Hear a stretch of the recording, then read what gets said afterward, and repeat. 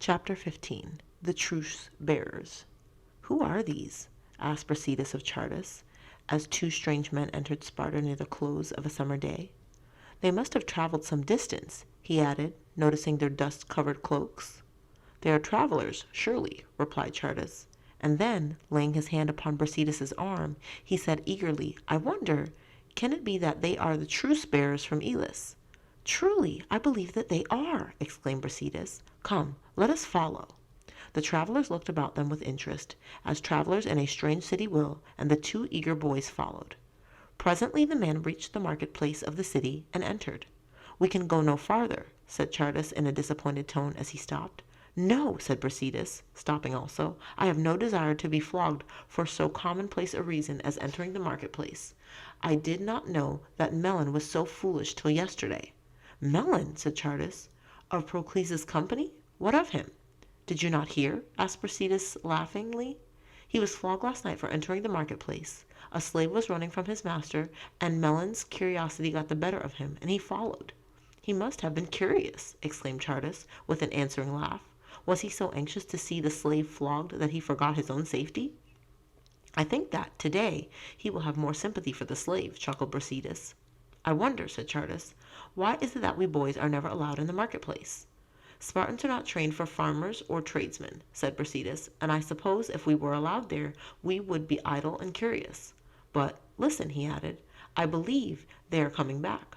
Brasidas was right. The two men were now accompanied by some of the magistrates of the city. Before the strangers went a herald who called, "Attend, ye people! The Elean truce-bearers of Zeus address you." The people stopped in their various occupations. They came from their homes and from the temples, and gathered in the streets as the truce-bearers went about proclaiming their message. No army may invade another's territory. All must live in peace, that the sacred games at Olympia may be celebrated without interruption or discord. There was general rejoicing throughout the city as the truce-bearers proclaimed their mission, and the approaching games became the chief topic of conversation. "Your father has been to the games," said Gelon to Chardas as the boys were together later. "Tell us what it is like at Olympia. He has told you, has he not?" "Yes," replied Chardas, "but it is better to hear from one who has seen for himself." "But none of us have been. Tell us what you can," urged the boys.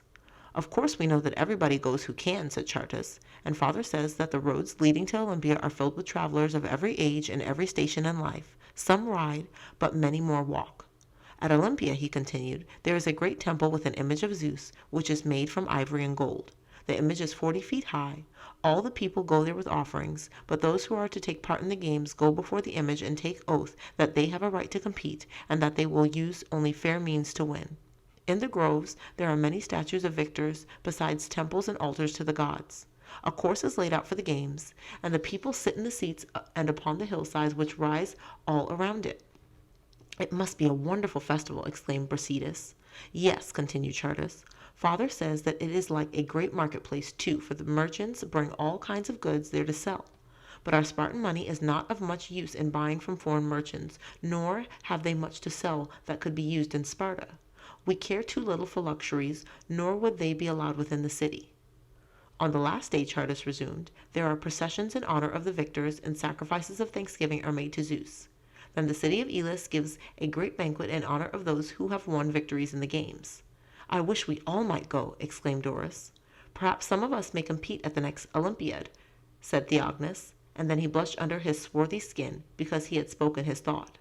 "4 years is a long time to wait," said Doris, "but it will give us time to practice the games and perhaps find out what we can do best." "I have heard it rumored," said Brasidas, "that Gorgo plans to send their chariot and horses then." "'Tis too bad that she cannot drive them herself," cried Gelon. "She handles them like a man." "Ah, but the best drivers in all Greece are there," said Theron. "'Tis not like our smaller festivals." "That is true," replied Gelon, "but I would wager upon a Spartan maiden against a man of Athens." "Good!" cried the boys heartily, although they shouted at the same time with laughter. "But Gorgos's horses are wonderful," said Doris, when they had grown quiet again. And all the boys agreed, "That is true."